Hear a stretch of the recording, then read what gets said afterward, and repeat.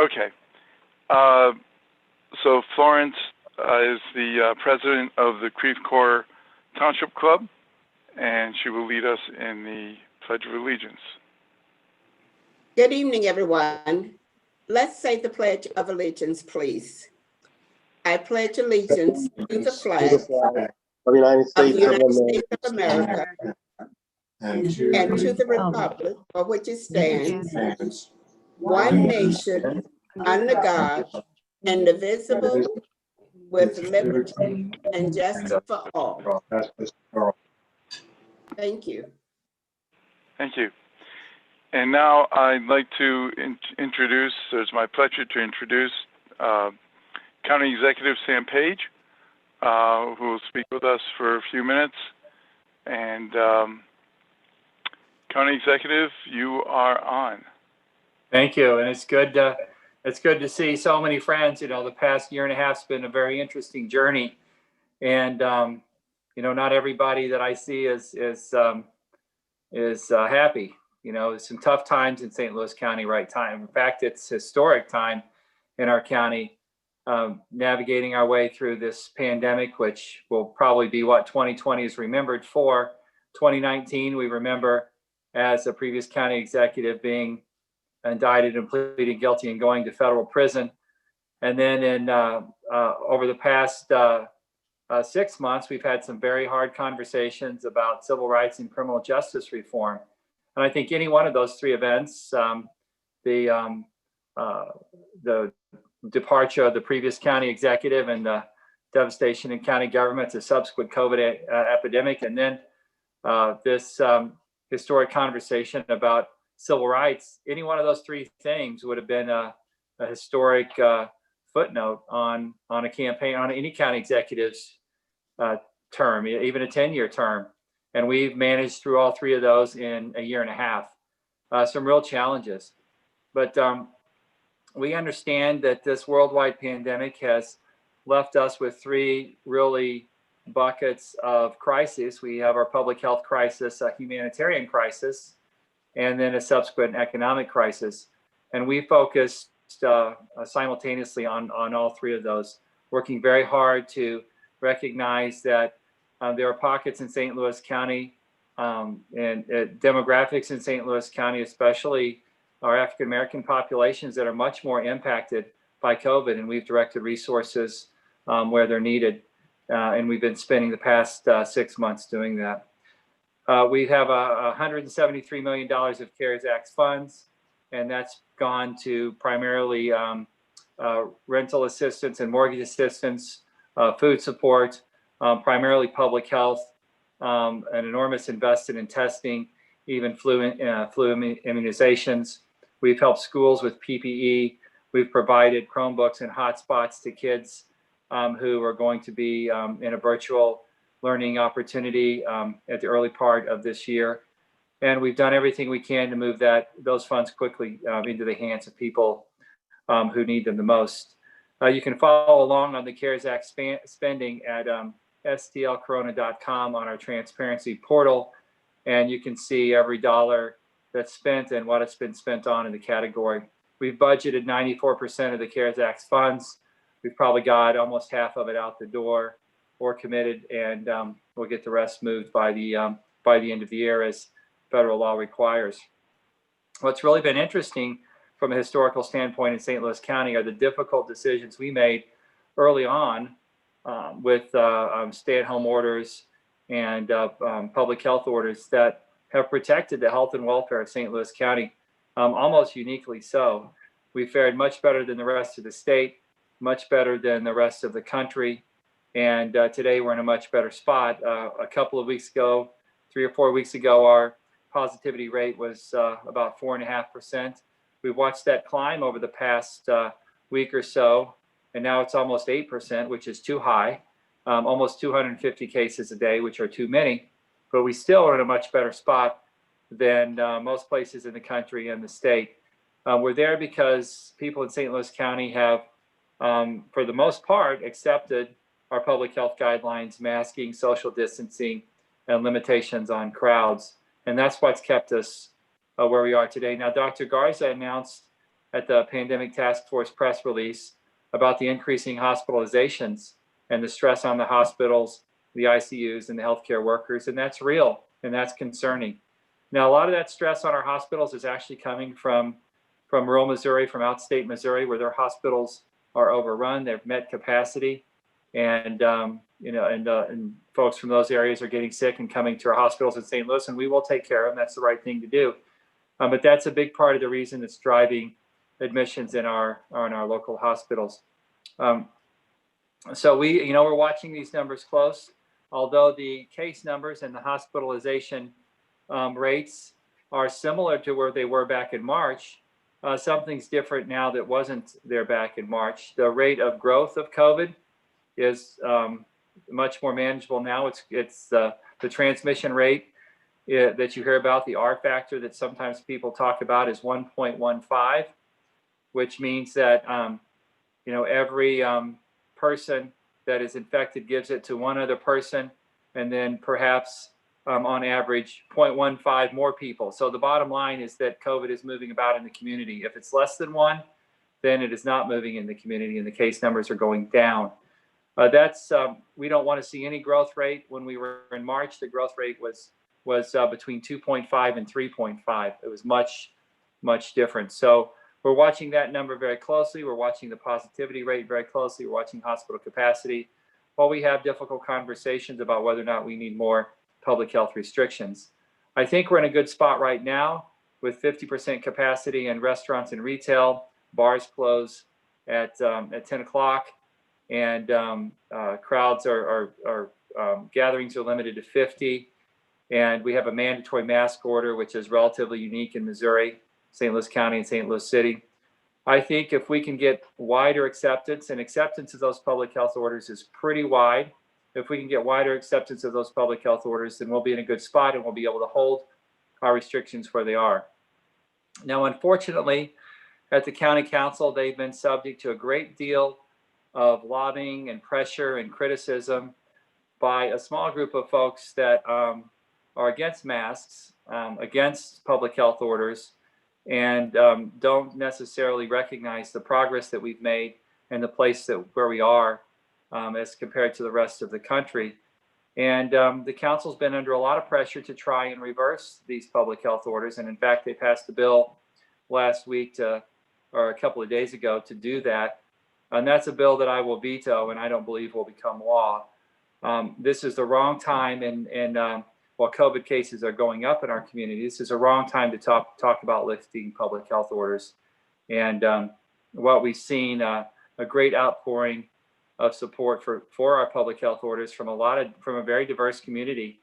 A lot of folks in the community, the Pandemic Task Force, the State Medical Association have all weighed in and said, don't pass these bills, don't let these bills become law. The state AARP, the state NEA, Teachers Union, the NAACP of St. Louis County, the Metropolitan Congregations United, the Clergy Coalition, have all sent letters opposing these bills that would lift the public health orders. But I do intend to veto them. I expect the veto to be sustained. I hope that we can continue this conversation in the community about the importance of these social distancing measures, about how they save lives, and how we need to keep doing that. And again, this election in November will be essentially a referendum on the difficult choices we made, on the leadership of my administration, and whether or not we want to keep going in the same direction. That's a little bit longer than I wanted to go. I can answer some questions. I know you have a very important speaker tonight to talk about some important issues surrounding criminal justice reform, which is important to me as well. But I just wanted to give you an update on COVID. That seems to be top of mind for everyone. Harvey, if I can take a question, I will. I just don't want to hold up your program too much. Fantastic. So, folks, if you want to ask a question, please unmute yourself and ask away. While we're waiting for people to do that, Sam, I do have one question about the statistics. What is the definition of a case?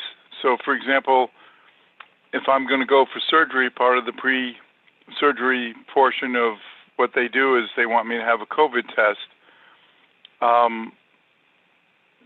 do I get counted if I'm, well, anyway, if you can just define what a case, when they talk about a case, does that mean people who showed up in the hospital or just people who've tested positive?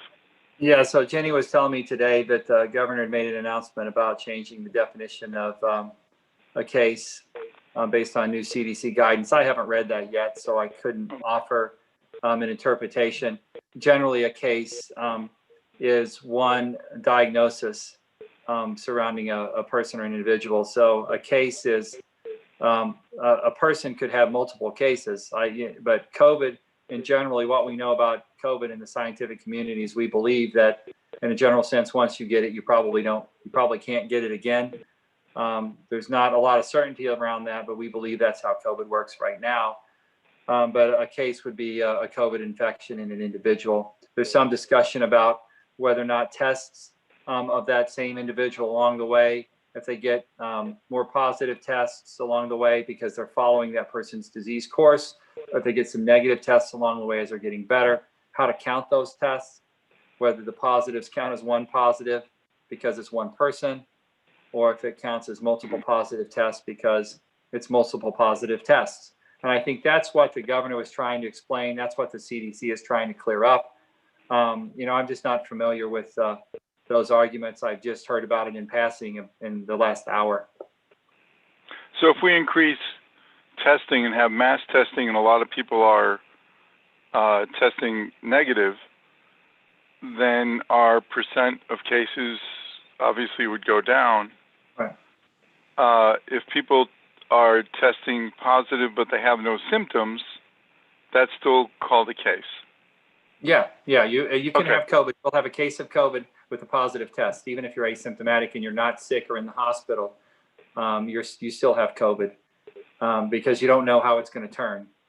But you are a case of COVID if you have a positive test. So okay, thank you. Anyone else have a question? I didn't want to monopolize this. Yes, I have a question. This is Florence Harvey. Dr. Page, you mentioned about the CARES Act. Who is eligible to get those funds and how are they distributed?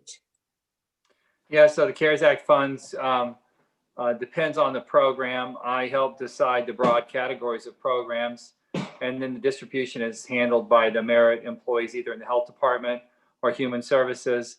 They set up a grant application process. They post that online, and then people in the community who provide those services apply. Their applications are reviewed by merit employees, and contracts are awarded.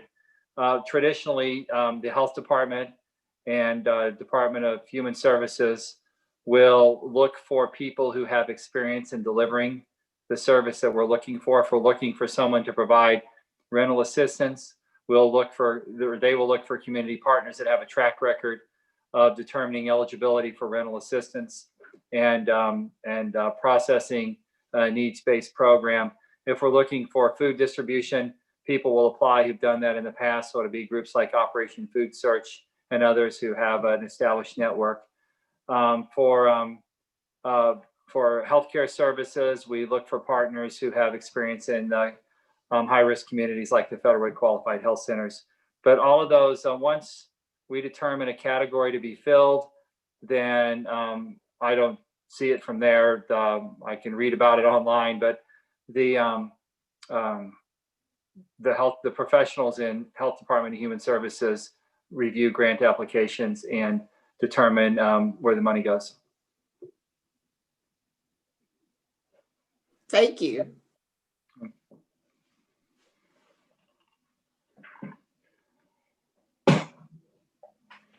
Do we have any other questions for County Executive Page? Last chance, unmute yourself if you have a question. Okay. County Executive, I really appreciate your joining us tonight. Thank you. And I appreciate all the efforts that you've put in and hope that you are reelected, and thank you. Thanks. It's good to see everybody. Look forward to the day, hopefully not too distant, where we can get together in a meeting like we used to and get caught up. But it's been a very interesting journey. It's a little bit surreal, but this is where we are. So hang in there, we'll get through it. Everybody will sacrifice a bit. We'll get through it, and let's get a new president. And this is going to be a Democratic wave year, so everybody needs to be out pushing. Get the vote out, get your friends out, and let's bring this home. Thank you. Thank you. Okay. It is now my pleasure to introduce our guest speaker for tonight, Todd Swanstrom, doctor, I don't know how to refer to folks with PhDs. Dr. Todd Swanstrom, Professor Todd Swanstrom, is the E. Desmond Lee Professor in Community Collaboration and Public Policy and Graduate Director for Political Science at the, well, that was at Princeton University, but he's currently at UMSL.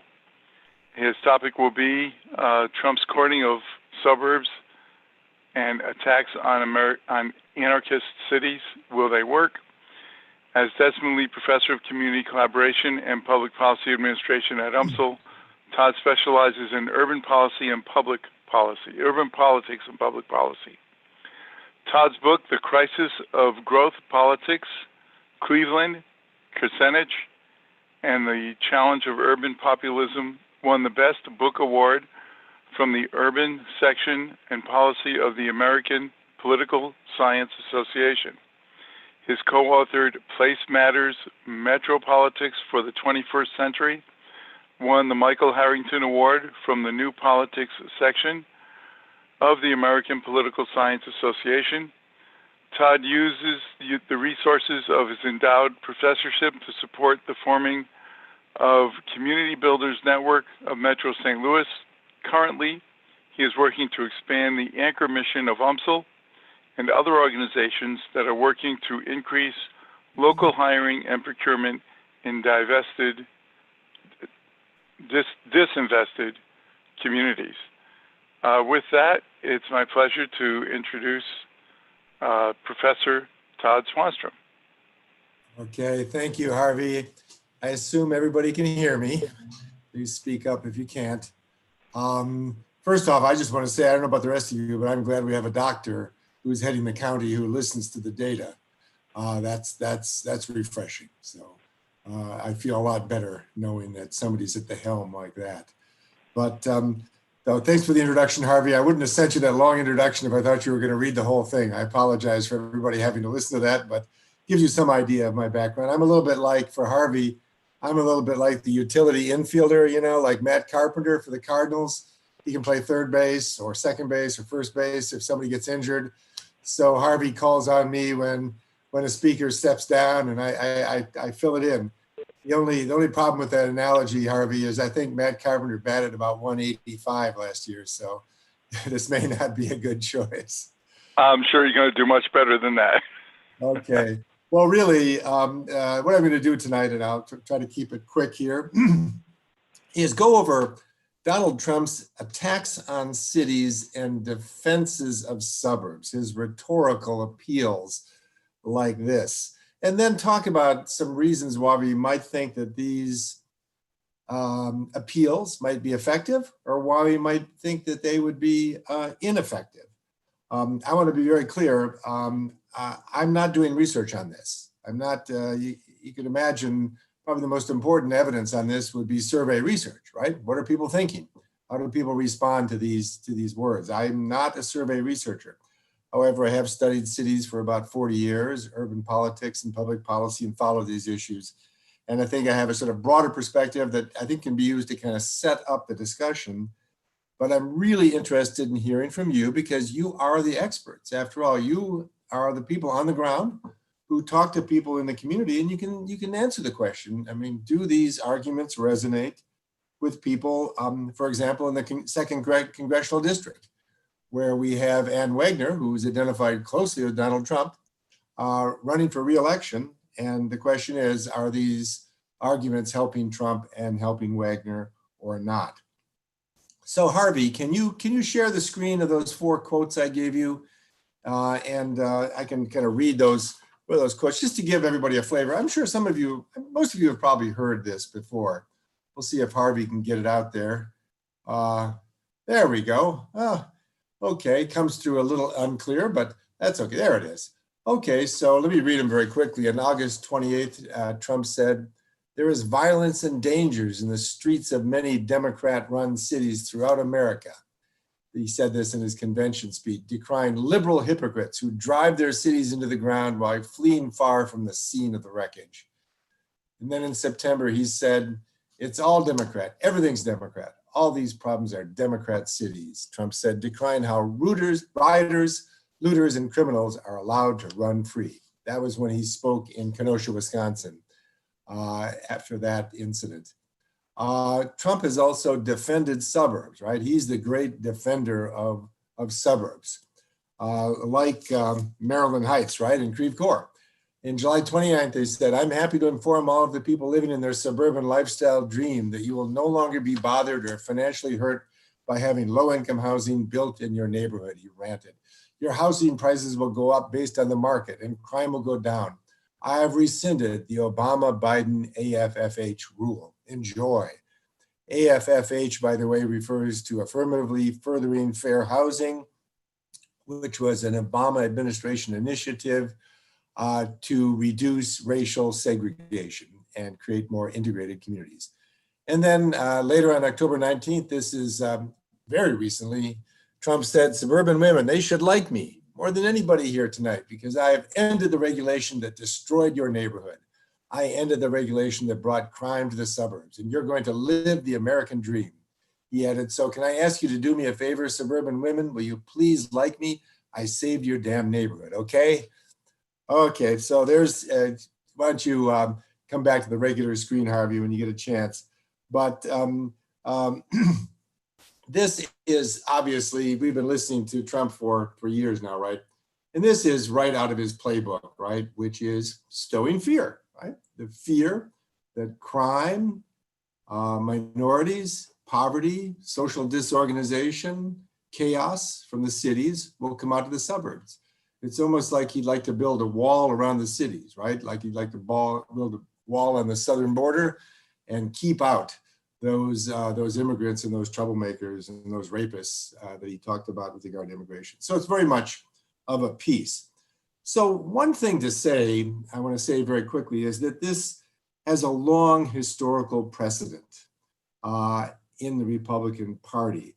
Over a half a century ago, some of you on this call are old enough to remember, I certainly am, Richard Nixon ran for office on a law and order program. And he promised to, while Nixon was very clear that he was against racial discrimination, he was also clear that he would not force suburbs to open up to more affordable housing or to minorities. So he kind of walked a fine line there, but there was no doubt many people would say he was appealing to the same sorts of fears that people had, that low-income housing and public housing would come out to the suburbs. And it appeared to work back in 68. You remember in 1968, that was the year after the 1967 riots, which make the recent riots look like small potatoes, by the way. I was in Detroit for the Detroit riots in the summer of 67, and it was something else. They were huge compared to what we've seen recently. So it was a very fraught atmosphere back in the 60s, much more so even than today. One other thing quickly to say about Nixon is that George Romney, who was Nixon's HUD secretary, George Romney is the father of Mitt Romney, a recent nominee for the presidency by the Republican Party. George Romney created a program called Open Communities, in which he was going to use HUD grants to incentivize suburbs to accept more affordable housing. And of course, what happened is Nixon forced him out and made it clear to people when he ran for re-election that this was not what he was looking for. So this has long historical precedent, and we could talk more about that if you want to in the Q&A. But putting aside Trump's rhetorical excess, the appeal is basically the same as earlier appeals. Cities are full of problems, hellholes. Trump has called them rat infested. And crime-ridden. They're run by Democrats. And if you don't elect me, they're going to come out and get you in the suburbs. And the Democrats want to bring those issues and those problems out to these safe suburban havens. So very quickly, and I'm going to try to set up a discussion here and hopefully keep thinking about some questions you have here. Reasons why this appeal may be less effective today than it was 50 years ago, which might give some of you some reason for optimism here. For one thing, we know that suburban voters, according to polling, I know we're all kind of nervous about whether the polling is accurate, but the polling is showing that suburban voters are moving away from Trump. In 2016, he won the suburbs 47 to 45%. Today, he's losing the suburbs 44 to 54%. The reason why he's losing the suburbs is not because of men, it's because of women. White women are moving rapidly away from Trump. So there's a big gap with white women. White suburban women favor Biden by 54 to 45%.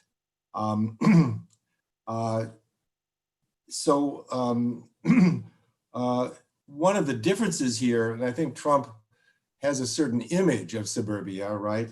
One is he'll often talk about suburban housewives.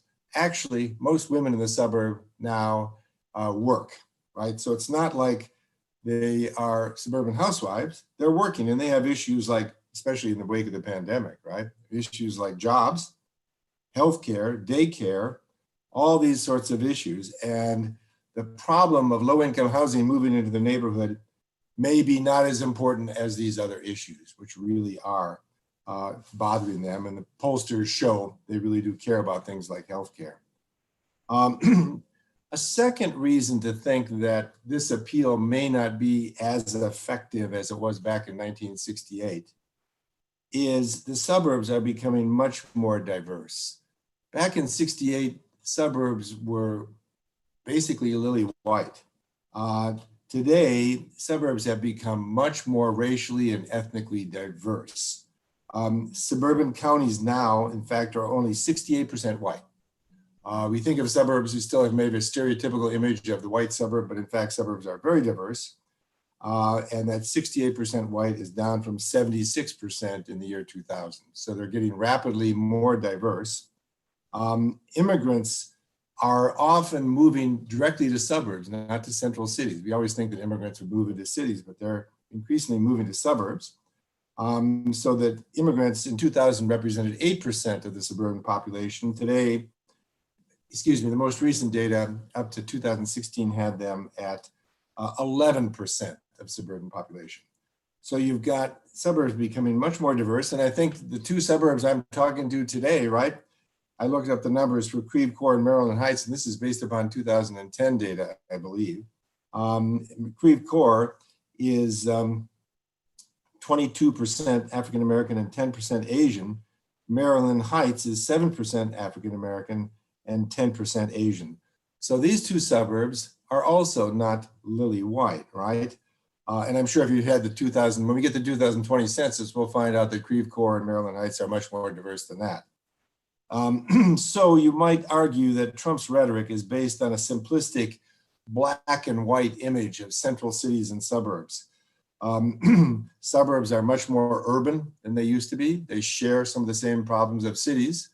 If you think about a lot of the communities in North County that are experiencing fiscal stress and other issues, they're obviously not some sort of suburban haven. And I'd also say very quickly that cities are a little harder to attack, perhaps, because young people are attracted to cities. A lot of young, professional, educated people are moving to cities. So that the sons and daughters of a lot of suburbanites, at least before they have children, now when they have children it may change, but a lot of them want to live in city neighborhoods where there are bars and restaurants and coffee shops and all of the things that they're looking for. So the evidence is clear that cities are attracting probably even the sons and daughters of Republicans as well as Democrats. Okay, having said that, there's reasons to believe that this rhetoric will not be as effective this time around. There's also reason to believe that it still resonates with major parts of the population. And that's what I'm really curious to hear about from you all.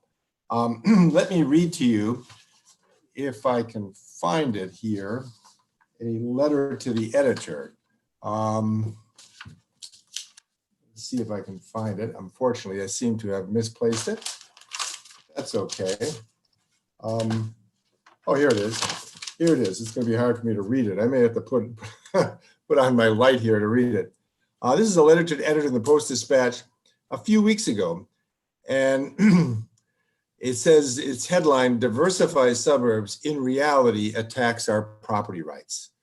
And the writer says, the main agenda of the Democrats is to ensure that there is affirmative action in housing, meaning that low-income, high-density housing can be included in any residential area. This is a typical liberal socialist money transfer from tax-paying suburbs to a city. In other words, the suburbs are going to have to bear the burden of all these poor people on this low-income housing, and this is going to be a disaster for the suburbs. So I would argue my hypothesis would be, and I've seen some general survey data which would back this up, that older white suburbanites tend to be strong supporters of Trump, especially men. And basically, why is it that they might resonate with this fear of the city and the fear of opening up suburbs to minorities and racial integration? Well, they remember the traumatic period of the 60s and 70s and 80s. I've been reading up on, what happened to St. Louis in the 70s and 80s. The urban crisis was traumatic for many families. They saw their neighborhoods go to hell in a handbasket. They identified that with blacks moving into the neighborhood. And that was a traumatic experience which has shaped their racial attitudes for decades later. So what you see is that, especially in older industrial cities like St. Louis, where you had more white flight, when you're in a place like, like Los Angeles or other Sunbelt cities, you didn't have as much white flight, frankly, in part because these cities were often kind of hemmed in by the ocean and the desert. They didn't have as much land to expand on, so people couldn't flee as easily. And there was a lot of immigration and housing markets were tight. And frankly, whites did not have the simple option of just fleeing if a neighborhood was undergoing racial integration. But in older industrial cities like St. Louis, it was a real traumatic experience. And I think that's shaped people's attitudes. So how many of you, I wonder, know families that are living in Creve, Coeur or Maryland Heights? You yourself fled the city. You moved outward from the city, right? To escape the crime, to escape the failing schools, to escape all of the social problems of the inner city. And in the contemporary period, let's be frank about it, urban crime is a major issue. The murder rate in the city of St. Louis is off the charts. It is very sad to see the violent crime rate, especially in North St. Louis.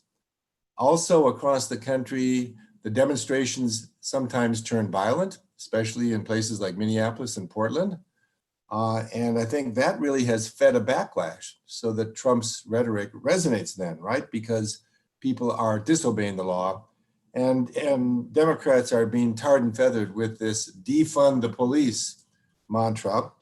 Biden has said many times, I don't want to defund the police, but Trump is trying to tar him with that notion and somehow blame the Democrats for the crime that exists in inner cities and for the violent demonstrations. So I want to draw to a close here. My question to you, I have sort of two questions here. And the first question to you is it working? Do people in the areas that you live in, and I know part of your community is in the 2nd Congressional District. So with the Wagner race Trump is very much on people's minds with regard to that race, right? Do you think this rhetoric resonates with people? Are people voting for Wagner because they're fearful of what St. Louis represents, the city represents? And then after we discuss that, I'd be glad to talk a little bit about what should the Democrats do if they win, because I think there's some underlying issues here that are feeding Trumpism, if you will, and Democrats are going to have to think about how they're going to address these issues, like crime and segregation and poverty in the central city. So let me stop there, Harvey, and see if anybody has a question. And you shouldn't be shy don't be shy on Zoom here. You have to just step in, unmute your microphone and step in. Like I said, it doesn't need to be a question. It can be a statement, whether you think that people resonate with this rhetoric from Trump. Is Biden being hurt by being associated with Democrat-run city? Folks, there's a reaction. There's reaction selection on Zoom. If you don't want to speak, you can just do the thumbs up. If you think that if you know people that are affected by this that are buying into it.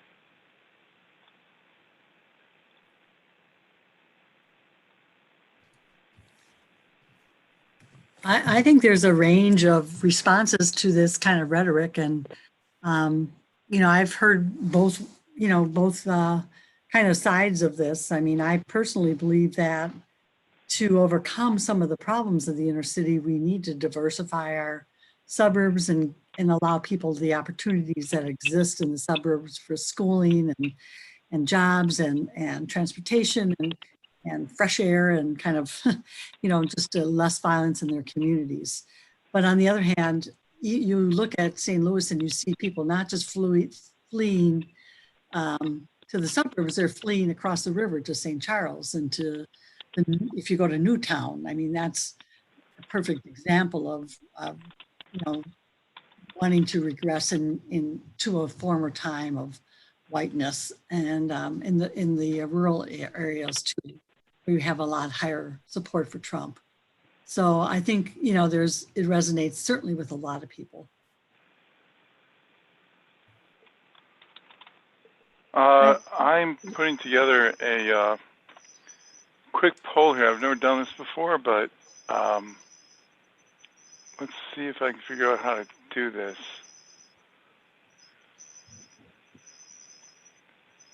Okay, did you guys get a poll popping up on your screen?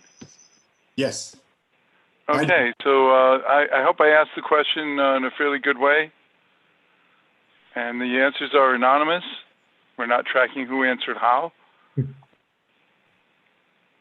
So yeah, kind of fun.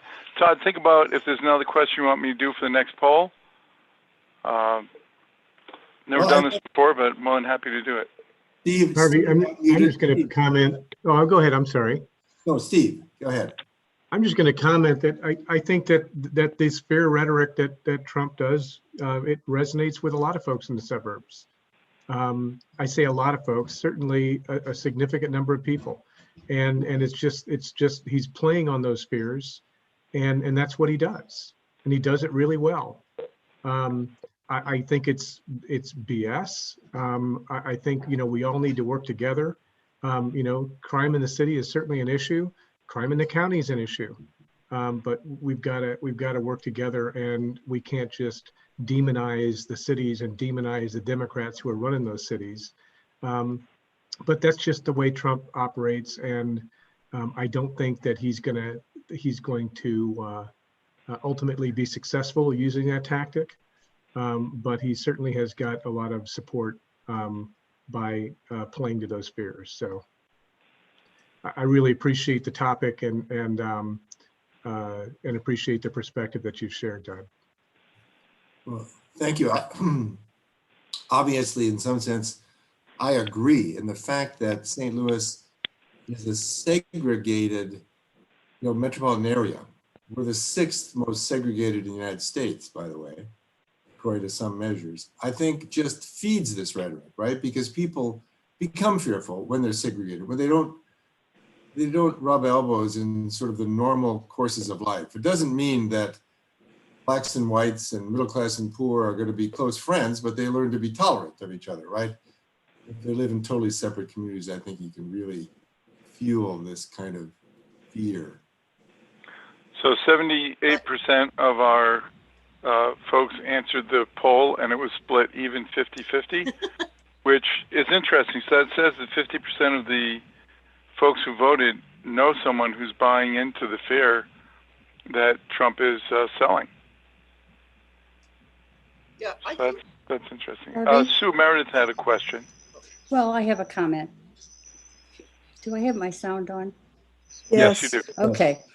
I remember I went to Pattonville High School and they bought out Carrollton to build the airport. This is a long, long time ago. And I look at where my parents lived. My dad grew up in Wilson, my mom grew up in Ferguson, and they moved to unincorporated St. Louis County, Page and Lindbergh. I have siblings who have moved to St. Charles. Most of my classmates have moved to St. Charles that I went to high school with. But I grew up at Page and Lindbergh, and now I'm at 270 in Olive. So I didn't go very far, but I went west a little. Most of them seem to have gone west. Now, in the current area where I live, and having toured, shall we call it that, a good deal of the Creve Coeur Township when I was running for state rep. This area is pretty diverse. I'm not just talking black and white. I am talking really, really diverse. And it's starting to turn over. If you look at what happens with the schools, we had Craig's school became overcrowded. Then Ross became overcrowded. Then they reopened Riverbend. And it's the original buyers of the homes those homes are turning over and younger people are buying them. So we're having this whole school redistricting thing going on all over the place. As far as people moving out for diversity, what I have seen is people moving west and people moving east. They're moving into the city and they're moving out to St. Charles. So I don't think that it's, I don't think that Trump has had any real impact because most people I know think he's kind of, basically just a loose cannon. But, I think it's a cyclical thing that happens in our society. I don't know. I think it's scare tactics. And at one time, yes, they were all afraid. They all were moving west like crazy back in the 70s. But I don't think they are anymore. Mhm. It's just my own personal perceptions. Good, thank you. Very interesting. Are there any other questions? I have a question. Yeah, identify yourself, please, and then ask a question. Neil Schechter. This question is towards Todd. I've often heard that St. Louis is one of the most segregated cities in the country. Do you have any information on how that is measured? Yes. There are racial segregation indices. There's the similarity index, the dissimilarity index, and the isolation index. And basically, we're getting, Neil, we could get into some real methodological discussion here, so I don't want to go too deep into this. But basically, it's often measured at the census tract level. So you take areas that are about 5,000 people, let's say between 3,000 and 8,000 people, and you ask, how many people would have to move to another census tract so that the percentage in every census tract reflected the percentage in the region as a whole? So every census tract was the same percentage black and white. Just get my point? That would be a totally integrated metropolitan area. So the bigger that number is, the more people would have to move. And what's happened with racial segregation indices is they have moved down slowly. And St. Louis has moved down, by the way. It's moved down, but not as rapidly as some other areas. And it's still around 60 or 65, depending on how you do the numbers, right? That means that, you know, a large percentage of people would have to move to bring everything into exact integration. I mean, you know, you have to watch out for these indices because from my point of view, the problem with segregation, perfectly fine for people to live in a white neighborhood, a black neighborhood. The problem is when it's coerced, they don't have any choice, right? They're discriminated against or they're trapped. And that's when it's bad. So you know, you get into certain subtleties here. But I hope, Neil, I kind of answered your question. And you can really, you could look up, you could probably Google dissimilarity index and get more deeply into the statistical methods. But it's one way to measure it. By the way, I welcome not just questions, but statements. Yeah, I have can you hear me okay? Yes. Yeah, hi, my name is Suleima Tang Martinez. I'm Marlene's Remka spouse, and we're both together on the same computer. I really think that the perceptions and the vote that we just took, that it probably depends on exactly where people live. We live in University City, at the very northern end of University City of Page and Hanley. And so we're inner suburbs, and we have lived, well, Arlene has lived here some 40 some years, and I've lived here about 37 years.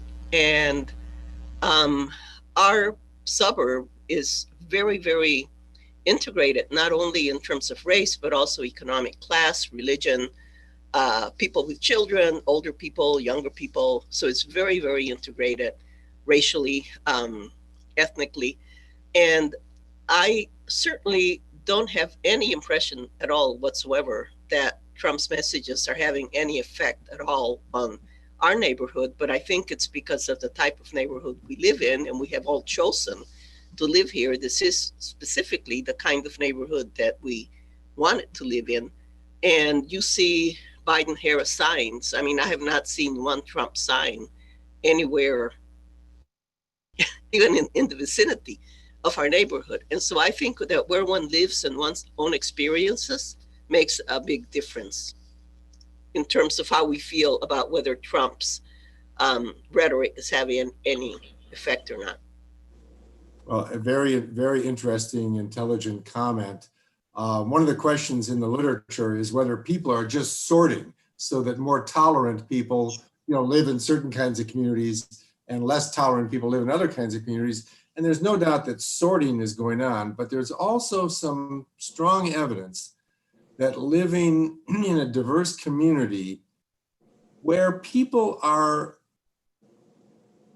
of a more equal socioeconomic status, I will say that, because poverty plays into this, because poverty brings problems, right? But if people of different races and ethnicities and all the other, you know, that you mentioned, religion and that are mixing in a community, it tends to create more tolerance. And so they've measured that. So people actually become more tolerant over time. And I think that's what's kind of disturbing to me about St. Louis is that we still have a lot of segregation, right? And I think that people live in fear because they see other areas of the region as being very different, right? And very scary almost. I mean, I remember meeting people on the outskirts who were afraid to go inside, I-170 because they said that's dangerous, you know. But, you know, because they don't really have any knowledge of it, right? Yeah, this is Arlene speaking. I will say that University City is not uniform in that respect. Like, we're in the northern section, but certainly there are neighborhoods in University City that are predominantly white. Though I think that in general, University City probably has a better track record in terms of race than some of the other suburbs. But I also think there's the whole issue of steering by realtors. I know this goes back many years, like 40 some odd years ago, but when I had a realtor and I had seen this house and I liked it, and she said, "Oh, no, you don't want to live there." I knew what she was saying. She was saying you don't want to live there because there's black people in the neighborhood. I said, "Well, yes, I do want to live here." And so but I'm sure there's still steering going on by realtors that also impact negatively affect the attempts to try and have a more integrated society. And also, if I could just add, in terms of what you said, Todd, in your previous comment, the other thing that's interesting about our neighborhood is that even in terms of socioeconomic status, we're extremely integrated. I mean, Arlene's a lawyer. I'm a professor at UMSL. Our neighbor to one side is a caretaker for a lady with Parkinson's, and so she's a home caretaker. We have teachers in the neighborhood, social workers, many working class people. And so that also, I think, is interesting and unusual. Yes, very interesting. So this is Dale Steinberg, and I have a question. When segregation is computed for St. Louis, does that include the whole metropolitan area or just the city? The metropolitan area is most of the studies that I've seen. But you can do it for both. And it would be interesting. I believe that, I know in my own research, I research neighborhoods, right? And the most diverse neighborhoods, racially and economically, are basically in the near South Side, places like Tower Grove, South, and Shaw, and some of those, right? They are quite diverse, racially and economically. And I'd be willing to bet, for example, if we look at the second congressional district, Maryland Heights and Creve Coeur are on the eastern edge of that district. I think I'm correct. Somebody can correct me if I'm wrong. I'll be willing to bet if you move further west, you move into whiter, more homogeneous neighborhoods, where once again, probably this rhetoric resonates more powerfully because people simply don't have experience with more diverse settings. And I think, and by the way, I want to be very clear here. I think the fact that people are moving out of the city, I absolutely don't think we should criticize or condemn people for doing that. They were trying to move their families to a safer community, right? Have better schools. It's totally understandable. The problem, and this gets us into a much longer discussion, the problem is that the way we've set up our school districts and our municipalities and everything like that in St. Louis, we create an incentive for segregation, right? An incentive to move away from the poor. Because then you can get to a nice school district with a fat tax base and more tax revenues. So I don't think we should be criticizing people who moved. I think it's only natural, but it creates problems, right? In attitudes and politics. Kathy. I have a question or sort of a statement, comment. I don't know what I'd call it. I'm 71 years old. Okay. I'm a retired school counselor. I worked in Rockwood for 25 years. I grew up in Memphis, Tennessee. My mother was a real estate agent who I remember actually drawing actual red lines on a map before she would show people who were new to the city homes. And I live in Chesterfield. And I worked in, near Eureka, but in Wildwood, I guess. And, I worked with many students who came to our school district from the city. And, I think that took just such a tremendous amount of courage because they came because they sought a better education. Now, I know things have improved in the city. I think that continues to improve, but it would be hard to argue that, my children, and I live in Parkway, my children grew up in Parkway, went to Parkway schools. I worked in Rockwood. I think it would be hard to argue that there isn't a little higher quality of education in Parkway and Rockwood. Some children who sometimes would come to us as sixth graders, I taught in a middle school, worked in a middle school. They would walk around, coming from the city, they would walk around sort of with their jaws dropped for 2 or 3 days, just couldn't believe the facility, the quality of the facility. And, and and sometimes maybe the quality of the education that they were receiving, and they would talk about it. And they had a big gap to bridge, to compete. And I mean, it just, until we can change, when we look at median income in this city and in the whole area between black and white people, it's huge. I'm sure that the median income is, I mean, I've looked at it for the nation. I know it's $20,000 or $30,000, if not more, difference, median income. And, I think it's going to take some courage of people who, there are nice homes all over the city, some courage for people to move into an area where maybe the school district is maybe not quite a Rockwood or a Parkway, and have the courage to demand better education, demand, it's just going to take some courage to make that personal decision. Because, in theory, I mean, we're a democratic group. We want our kids to grow up in a diverse society and feel that we can create racial equity. But to get the courage to actually make the move and do something different, I think that's the roughest part. And I don't know the answers, but I think it's going to take real courage and a desire to walk the walk as well as talk the talk. Yes, Kathy, very, very eloquent and very profound statement, I think. And, it just shows there's a certain reality behind Trump's rhetoric, right? I mean, there are real problems in central cities, and you can understand why students would want to go to a suburban school. And many of them who participated in the voluntary desegregation plan and robust suburban school districts got better educations. and the problem there is that often you are siphoning off some of the best students from the neighborhood school. So then the neighborhood school became worse in a way, right? Because it didn't have those very involved parents and those more, perhaps, better performing students. But I think you're right, Kathy, it's going to take some courage here. And what I want to say, and I know we're getting to the end here, Harvey, but, is that if the Democrats win, I don't think I'm supposed to not reveal my preferences here, but I think you should not become smug, right? You Democrats out there, become smug and say, see, we're all for integration.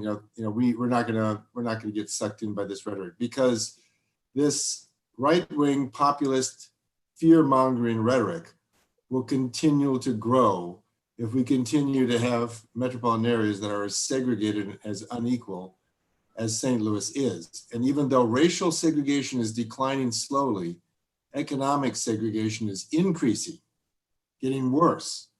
And frankly, the Democratic Party and Democratic politicians have not been willing to confront that. I'll just be blunt with you. Now, there was the AFFH I mentioned that Trump attacked and dismantled. That was the Obama administration initiative, affirmatively furthering fair housing. The point of that initiative was that the 1968 Fair Housing Act was designed to stop discrimination. You're not supposed to discriminate against somebody because of the color of their skin or their religion or whatever. But also the 68 Fair Housing Act said, we as a nation should try to affirmatively create more integrated communities, right? Not just don't discriminate. Because if you do away with discrimination, frankly, you can still perpetuate and even exaggerate this segregation because of the economic forces at work, right? Economic forces may give people, and by the way, one of the things going on in St. Louis is black flight. Black families are fleeing low-income communities to get to better suburban locations. That's happening too, right? So it's not just a race phenomenon. So somehow the Democratic Party has to grapple with this, and the Democratic Party has to recognize, as AFFH did, by the way, the Obama administration policy did, but it basically, in a nutshell, had no teeth, right? It basically was going to try to educate communities to change the policies that, for example, forbid the construction of multifamily housing so that we can have people who work in the community can live in the community, right? or change the policies that spend all that money on a highway that displaces a Black community, right? Or whatever it might be. So the intent of the Obama administration was good, but it didn't really have any teeth. And if we're going to address these things, we're going to have to, as you said, have some courage here, Kathy. But more than individual courage, I think there need to be policies, right, that change the playing field. So instead of it being tilted towards segregation, it's tilted toward integrated communities, and that's tough to do. But this rhetoric and this fear is not going to go away. Let me stop there. Lawrence, did you have a comment? I did. I would just like to comment on if Trump would have taken the $2 trillion that he gave to the rich in this country and put it into infrastructure and into schools, would we be 4 years down the road that you're talking about? I think that would be a big help. In other words, in most countries in the world, for example, and by the way, I like local control of education in the United States in some ways, but in France, they have one school district for the whole country. So it doesn't matter if you move from one part of France to another part of France, you don't get into a better school district, right? You're all in the same school district. And, you know, here in Missouri, we have state funding of education that's supposed to address the fiscal inequity. Let's admit it. It's just not fair that you grow up as a child and go to a school that's not adequately funded, or as Kathy said, has lousy facilities, right? Or has mold or asbestos or whatever it is, right? So we should have state and federal programs that level the playing field simply on education infrastructure, right, Lawrence? So that, you know, the inner city schools look as good. But that's not the only problem. You could spend money on inner city schools and they'll still have trouble generating good outcomes because poor people are beset by problems. And when you have 90, 95%, and 100% of the children on free and reduced lunch, it doesn't matter how much money you spend, that school has lots of problems. And Kathy and other teachers in the room might be able to speak to this. In low-income neighborhoods, you have a turnover in the classroom. The students turn over 100% a year. In other words, kids are constantly moving in and out of the classroom, which makes it very difficult. Now, it's one thing if you have 10% of the kids who are in that position. It's another thing if you have 90% who are in that position, right? Then my Uncle Paul that I was named after, that was wounded in the Pacific on World War II, he said way back when that this country is run on buying Frigidaires and Chevrolets, not Italian marble and Lamborghinis. So if the $2 trillion that Biden says he's going to go ahead and put into the economy to create jobs, isn't that going to go ahead and help the poorer communities in this country? Well, if done the right way, sure. I mean, there's all sorts of things. We've found out, for example, that we have a huge problem with connectivity, with the digital divide. A lot of these low-income kids now, under COVID, they don't have a decent internet connection. And, you know, there's ways to address that. You know, you can have these buses that go around that give, you know, hotspots. So we could build the infrastructure, right, to address this issue. But Lawrence, it doesn't happen automatically. It's got to be done the right way. And I can assure you that middle-class communities and affluent communities will be lobbying for the infrastructure. And other things being equal, they're going to have more political clout than poor communities. So once again, the Democrats are going to have to step to the plate and make this infrastructure program something that begins to address these inequities. And you know, I would sometimes, you know, naively as a young counselor, I would look at at a child's records and I'd say, oh, you were at this school this year, and then you went to, and they'd been at 3 or 4 different city schools. I said, why did you move to so many schools? And they said, well, we were evicted here, and then we had to go someplace. And, you know, and I think to myself, my gosh, the people that have never had to think about what an eviction might be, or a, you know, and, you know, until there's some kind of equity. I think another thing is I wouldn't be sitting here today if it wasn't for the GI Bill. And I know that a lot of Blacks were denied the GI Bill after World War II. So someplace, I've read so many books lately, I couldn't tell you which one it was in, but I read something that said, while whites were working on building equity, Blacks were still struggling to gain equality. Mm-hmm. And that's the biggest issue of the divide. Well, I don't know how we bridge that gap. I don't know, but that's what Democrats have got to help people do to be able to to get an education, to have some educational or job opportunities, to be able to become self-sufficient and not a job without a future and that type. Well, you know, household wealth is much more unequal than income. Black household wealth is less than 10% of white household wealth. And the reason why is because they were denied the opportunity to purchase homes in the more prosperous parts of the region. So if you bought a house, let's say in North St. Louis or perhaps in Jennings, versus having bought a house 30 or 40 years ago in, for that matter, Creve, Coeur or Webster Groves, right? One house, you paid the same amount for it in 1958 or something like that. One house is worth, you know, $75,000. The other house is worth $300,000. And so, you know, there's a history to this inequality, right? And it has a momentum, and it needs, that's why the word affirmatively furthering fair housing, right? You can't just be neutral. You've got to push against these historical forces that have created this inequity and this segregation.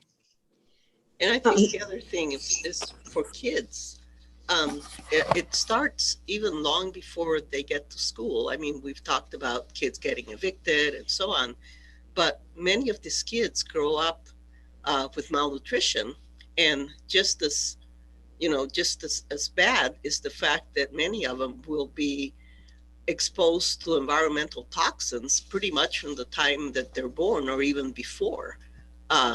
You know, while the mother is pregnant, all the way from lead to cadmium to all sorts of other toxins, because of the fact that many waste dumps are located in poor neighborhoods, and there's constant exposure to all sorts of terrible things, and those can affect the brain, the personality development, and so on. Yes, to say nothing of toxic stress from crime and disorder in neighborhoods, which has been This is Dale again, and another thing is that financial education needs to take place. And I'll give an example of that. I worked for the federal government alongside Black people who were in the same positions, and we had a choice of where we wanted to deposit our equivalent to 401k funds. And they would always pick something equivalent to a money market fund or a bond fund. And I picked the stock fund.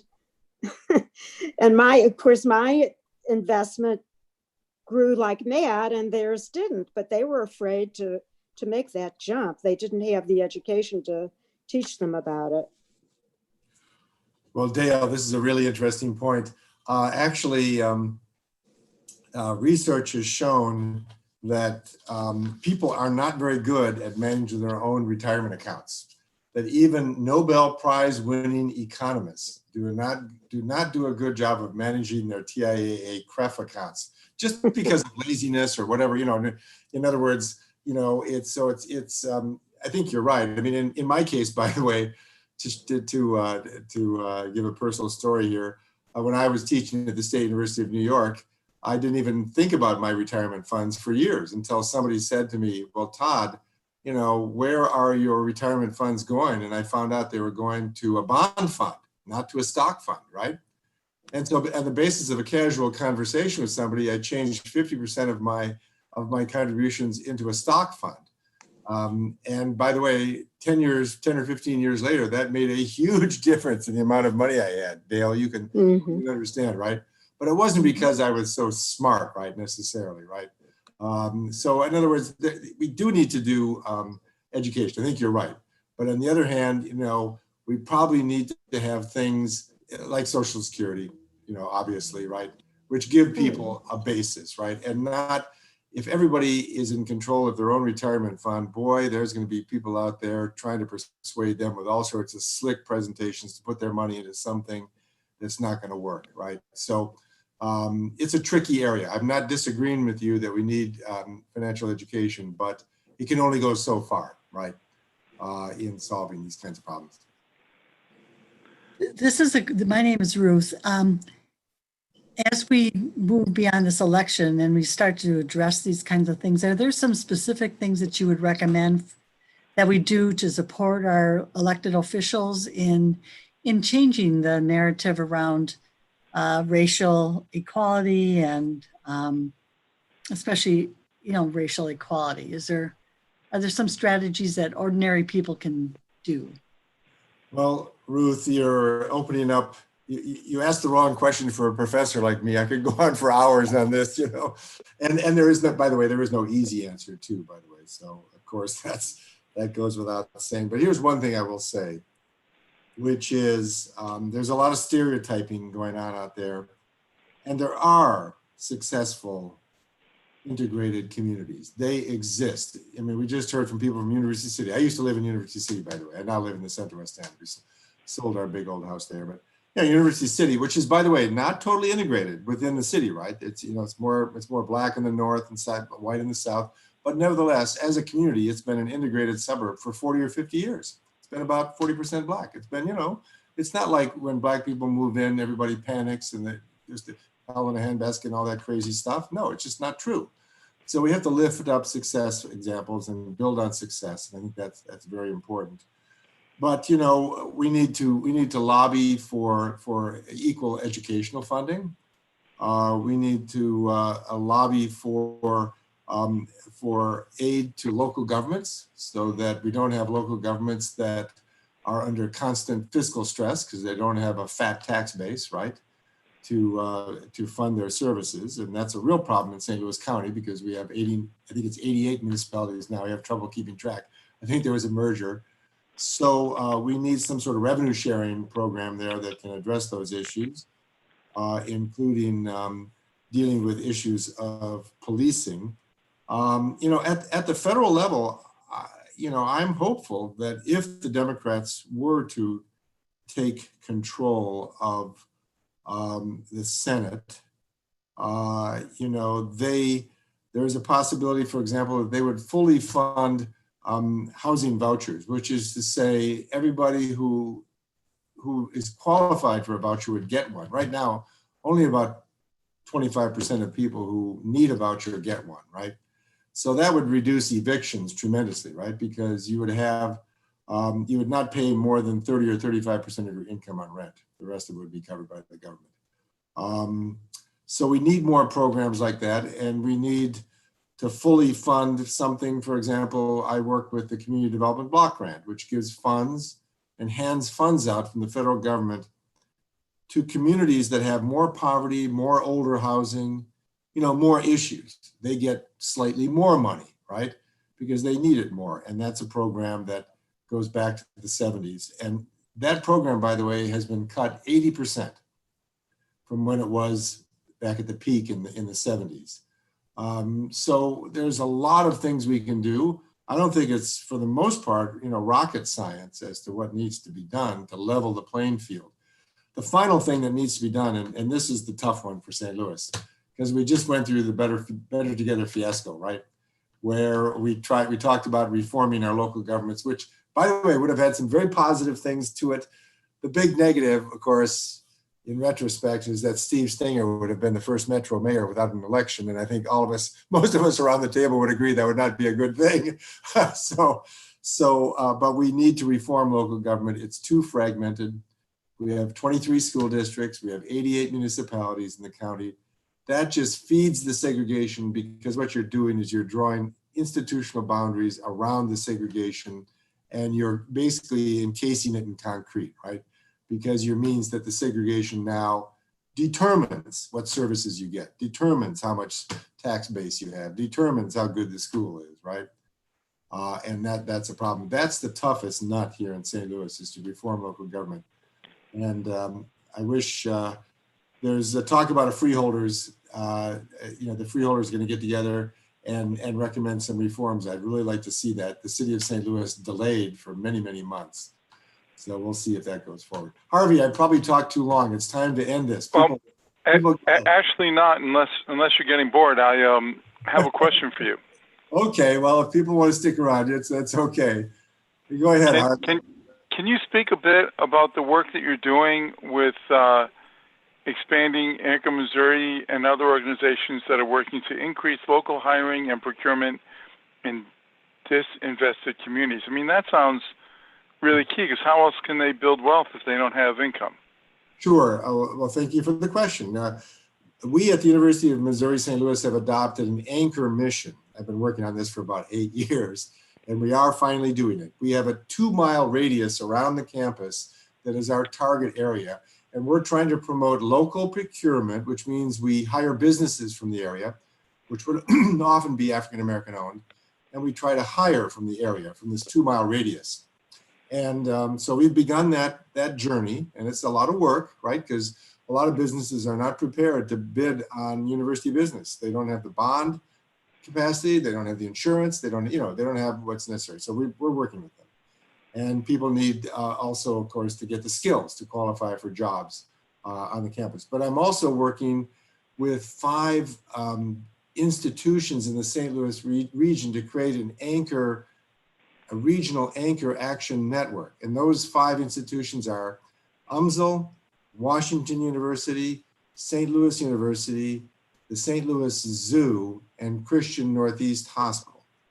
And that we're going to begin with those 5 institutions. And we've targeted a geography in North City and North County, right?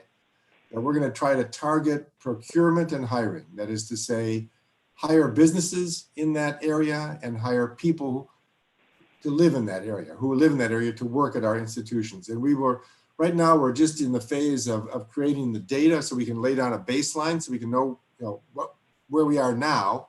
And then we're going to try to set goals, like we'll increase it by 10% in 2 years, right? And we'll see if we can do it, right? That'll require us to have business fairs and job fairs and reach out, and it's going to take some work, but we think we can do it. I will say this, Harvey, this work is important and I feel good about it, but we also need government policies to reinforce this work. And government ultimately is more important than the anchor institutions. The anchor institutions are important, but we also need supportive government policies to back this up because frankly, that's where more of the resources are. But I'm glad these anchor institutions are stepping to the plate because basically the federal government has stepped out of the game. The federal government just isn't there for these communities. It would seem to me that part of the challenge would be finding, as you said, qualified businesses. Are there any plans to work with SBA or others to create these businesses within those areas? Yes. The University of Missouri St. Louis, for example, has an entrepreneurship program, and they give $50,000 grants to startup businesses that have an idea that makes sense. So, we know kind of what we need to do, Harvey. It requires resources and it requires staff capacity. You know what I mean? It requires some hard thinking. You got to go out there, and you need to start by looking at these communities not as deficits, but as assets, right? There are lots of small businesses out there in North City and County, right?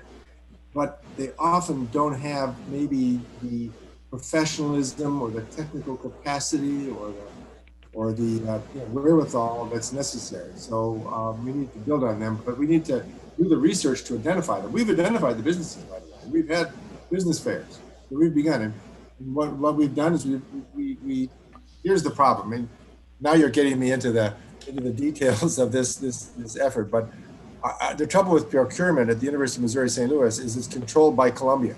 It's centralized, right? And so that means it's hard for us to target those jobs to local businesses. What we did is we found out if we had small enough contracts that we can control those contracts and divvy them out to local businesses. So we've done that with landscaping contracts, right? And we've hired some local landscaping companies to do work on the campus.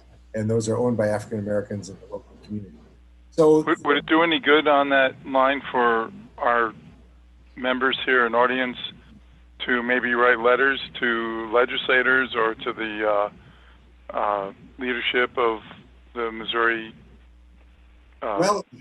University? The leadership, it's not really a political problem, at least at this point, because the leadership of the University of Missouri is sympathetic to what we're trying to do, right? You know, you can imagine they centralized procurement because they thought that would be more efficient. And there's some truth to that, right? You can professionalize procurement. You can buy bigger contracts, right? So it's not really a political problem at this point. You know, the Mizzou has been sympathetic and they're at the table. You know, but there's a lot of other things that and you know, local procurement, local hiring. I just voted, and the city of St. Louis has something on the ballot to do away with the requirement for people who work for the city to live in the city. Yeah. There's local hiring, right? On the other hand, you don't want to do local hiring if it means that you don't get as good an employee as you need, right? And therefore, when we're doing this anchor work, we're not saying to the anchor institutions, we want you to accept inferior employees or inferior businesses doing your contracts. No way. We want excellent employees, excellent businesses. So, you know, it's hard work. It's not like you can snap your fingers and make it happen. What we could use is more funding. You know? That's what we need. We need somebody to step to the plate and fund this initiative. And we're working on that right now.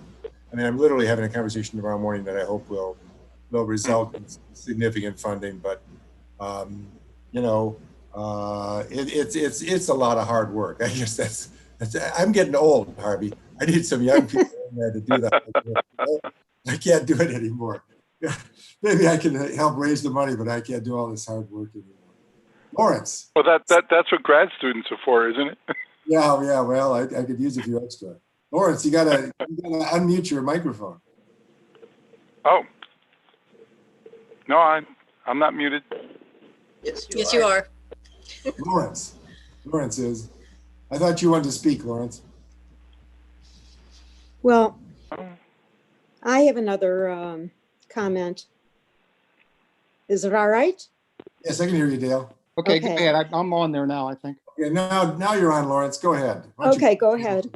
Okay, just two stories about people being ripped off from the minority communities and city. The one woman wanted to buy a car. She needed it for transportation for a low-paying job. And she went and got the car at a very, very high interest rate, like double what you'd normally pay, because she was a minority and she needed the car, so she paid it. The other fella was living paycheck to paycheck, so he goes to these check cashing places and gets his check 2 days early for about 15% of his paycheck that he needed anyhow. And so is anybody in the city doing anything about that kind of stuff? Well, this is another set of issues that feed the problems we're talking about. And you know, predatory lending is common. In fact, with regard to mortgage lending, fortunately, because of the Consumer Financial Protection Bureau that Elizabeth Warren helped to bring into being, basically predatory mortgages are pretty rare now. They've been outlawed, certain kinds of mortgages. I don't want to say we're totally safe, but basically these kinds of predatory mortgages that got us into big trouble back in 2008, 2009 are off. But car loans are predatory. And people, like you say, people are trapped. They've got to have a car, right? And they go to, and they get one of these loans. And it turns out they put a thing in the ignition of the car. They can actually seize the car at any moment. They can actually take over the car. So all of a sudden there'll be one day you can't start your car because the loan company is taking it over because you missed a payment, right? And then you lose your job. You lose your job, right? And then you lose your apartment, and on and on we go. We know that these sorts of things. There was an effort a while back to deal with predatory lending. There was an initiative in the state of Missouri to limit, I think, payday loans to 35%, which is the same limit for military in the United States. But if you remember, that was defeated because there were predatory lenders who managed to block the signatures in a few congressional districts who had never got on the ballot. Yeah, it was 1,200%, and they couldn't even get that passed. That's ridiculous. Well, I think they got it down to, this is Dale again, I think they got it down to 400%. But anyway, I work on a payday lending or predatory lending task force that arose out of the Ferguson debacle. And a problem that we haven't mentioned today is the Missouri State Legislature. Yes. Which blocks a lot of, just is not helpful and blocks a lot of attempts.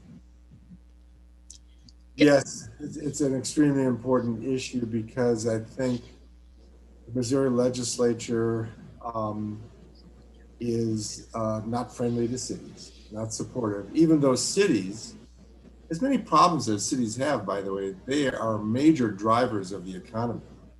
A lot of the tax base of the state of Missouri comes out of metropolitan areas for certain, but even central cities like Kansas City and St. Louis. So, I know that in one case, the state of Missouri provides something like $1.15 per capita for public transportation. The state of Illinois, on the other hand, provides something like $80 per capita to help fund public transportation. Even that's not a lot, right? But it's at least, helping to create the transportation system in Chicago, which has 500 miles of light and heavy rail that really helps the Chicago economy to prosper, right? So here in Missouri, we don't. There's just a whole set of issues there with regard to funding the education formula, funding public transit, a whole set of things, Dale, but that's a very tough nut to crack because part of the issue is partisan gerrymandering. So let's hope that Prop 3 is rejected and the nonpartisan gerrymandering exists. That's not going to lead to suddenly Democratic controlled legislature, but it certainly will make it probably less unequal than it is now because the districts are drawn in such a way to favor the party that's in power. Democrats have been guilty for this, of course, many times too, but it'd be much better nonpartisan, drawing a district so that we can have more competition.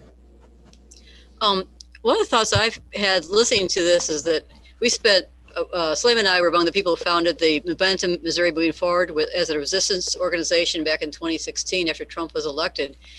And so, of course, our energies for the last 4 years have been focused on, calling politicians about various terrible policies and trying to block things and so forth.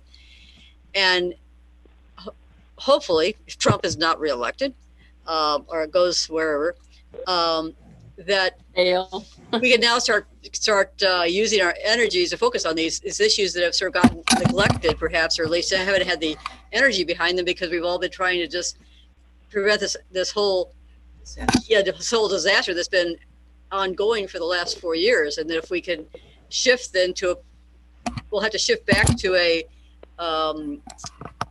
campaigns to try and reestablish the norms that have been shattered so much by Trump and towards focusing on some of these issues that have been neglected because we've all been so much focused on the country not turning into a fascist country. Yeah, well, I think it's a good point, Arlene. My line is that Trump is not the illness; he's the thermometer, right? That is to say, he is telling us that something's wrong in our society, that people are drawn to this kind of person and this kind of policies. And I think we need to see that there are deep issues here. And once we get rid of Trump, that doesn't solve our problems, right? That just means that we've gotten rid of the worst expression. I think it's maybe the first step. It is the first step, but there's a lot of work to be done after that. Absolutely. And I think that Democrats need to do some soul searching about, for one thing, treating our opponents with respect. By the way, I mean the people that voted for Trump, they're coming from some set of experiences, and we gotta try to listen to them. And then secondly, though, we need to enact policies that address these underlying issues, right, of poverty, segregation, violence, crime, all these sorts of issues. And it's going to require some real smart people, and it requires political will over a sustained period of time, right? It take many, many years. Yeah, I had a friend who recently made the point that this isn't a sprint. What we're into is a marathon. and that we have to get that mentality if we're really going to bring substantial fundamental change to the country. Yeah. I mean, one of the problems is, we're in this pandemic, right? And I don't know about the rest of you, but I feel like I'm living in this kind of never land, this kind of historical bubble, right? It's neither past nor present. We're just kind of suspended for the moment, right? It's the strangest historical time in my memory. I've lived long enough to be in some crazy times over the years, but this is right now in the next few weeks. It just feels like we're suspended with COVID and with the election and Black Lives Matter and all these other issues. It's an extraordinary moment, and it's like we're holding our breath as a country. And I'm very worried. Which is a whole other topic, Harvey, but very worried about, the legitimacy of the election. And I believe Trump has already done damage to a certain percentage of the American people who may automatically feel the election is illegitimate. And once you go down that road, you're opening Pandora's box for democracy, right? We've had this tradition of the peaceful transition of power and the acceptance of the election results as legitimate. And the loser of the presidential election, writes a memoir and makes a lot of money, right? In some countries in the world, if you lose the election, you get thrown in prison and all your relatives get thrown in prison, right? And we don't want to go there. And of course, Trump has even talked about this recently, about going after Biden. So let's hope we get out the other end and our democratic institutions are able to hold together, and then we start addressing these underlying issues that we've talked about today. And on that score, there have been, you may know this, but there are groups around the country, also in St. Louis, they're planning or trying to strategize for what we do if Trump basically refuses to accept the results of the election, assuming that he doesn't win the vote. So I just want to alert people that there are groups that are organizing to try to figure out ways to essentially prevent a coup, to essentially get politicians to commit to honoring, to accepting the election results publicly, so that we minimize the chance that Trump could somehow turn this around into a coup. Yeah. I'm not so worried about a coup, but I realize it could happen, but I think it's highly unlikely. I don't think the military or the institutions will hold, but I am very concerned about violence and disorder in parts of the country not accepting the results of the election or being told that the results were illegitimate or fraudulent, which will simply create a kind of chaos that will take us a long time to repair, I think. Todd, I've heard that state legislatures can overrule the electoral college votes, call them illegitimate, not certify the election, and decide to cast their votes differently. I'm not an expert on these legal issues. I thought there was a court case recently that confirmed that they have to respect the election results, but there is a provision in the Constitution, and I don't know all the details of it, but if the Democrats win, I'm an elector. But there is a provision in the Constitution that does allow for the legislature to do that. It looked like that's what Pennsylvania was attempting to do, but now they backed off on that effort, and I see a nodding of heads, so maybe you have more information on it. But there is, if you look at the Constitution, there is a provision for that. Yeah, my understanding is that if a situation arises where you have a set of electors, let's say Democratic electors, and those go to Congress, and the state legislature decides that the election results that resulted in those Democratic electors, being sent forward. If they decide that there was a problem with the election, that it wasn't valid, that it was fraudulent, that they then can elect their own group of electors. And then you have two groups of competing electors in Congress. And then the Congress would have to decide which electors they're going to accept. And this part I'm a little confused about, but I think that each state electoral, or I'm sorry, congressional delegation gets a vote. And right now there are actually something like 27 Republican congressional delegations. That is delegations that are where there's more Republicans than there are Democrat, or there's more congressional delegations that are controlled by Republicans as compared to Democrats, and so there could be an issue there.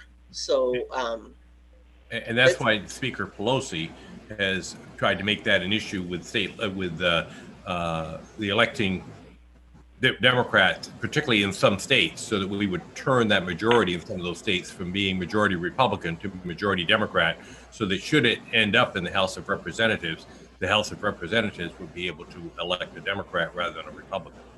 yeah, and I think that what the nice part, and where that becomes really critical, is that my understanding is that it would be the new House of Representatives that would actually be voting. Wow. Is that true? That's correct, because the House is actually seated January 3rd or whatever, the first few days in January. So you have a new House as of the beginning of January, and it's shortly after that they receive the official results. It may be Republican and Democratic slates, but they receive those to then count the votes. Yeah. Well, Wow. A lot of knowledge around the table here. Thank you all very much.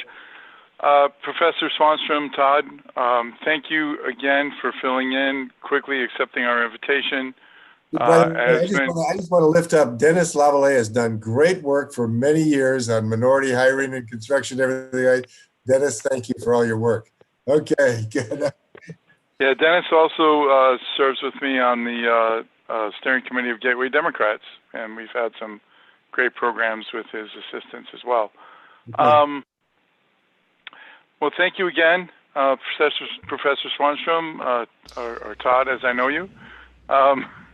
And again, we originally were going to have Holden Thorpe, the editor-in-chief of Science Magazine and all their other publications. He had accepted our invitation, and then his legal department said, ooh, we're a 501c3. Sorry, we cannot do that because the township clubs are partisan groups. Mm-hmm. So with that said, I reached out to Todd, and thanks again. It's been very informative. If any of you have any questions or follow-ups you'd like to do with Todd, his contact information is on the UMSL political science faculty list, correct? Correct. Okay, so that's a good way to reach out to him. Todd, thank you very much. I'm going to take you off the screen now. Okay, it was a great discussion. Thank you. Yeah. Stay safe, everybody. Thank you. And thanks for putting this on also. Okay, and I've added in our the president of the Creve Court Club. As you know, we have been meeting jointly for quite a while and putting on some great programming. If anyone has any suggestions for programming or any feedback on how we run these things specifically, then please do reach out to me or Florence and let us know. Stay tuned for our next meeting announcement, which will come out again probably about a week before our next monthly meeting. Be safe, vote, make sure all your friends are voting, whatever you can do. And if you have the time and energy, there's a lot of volunteer opportunities from home to do phone banking. It's all get out the vote, make sure people are going to vote and understand how to do that. So once again, unless anyone has any final comments, I'll open the floor for any final comments. Okay, hearing none, thank you all very much, and we're going to conclude our meeting.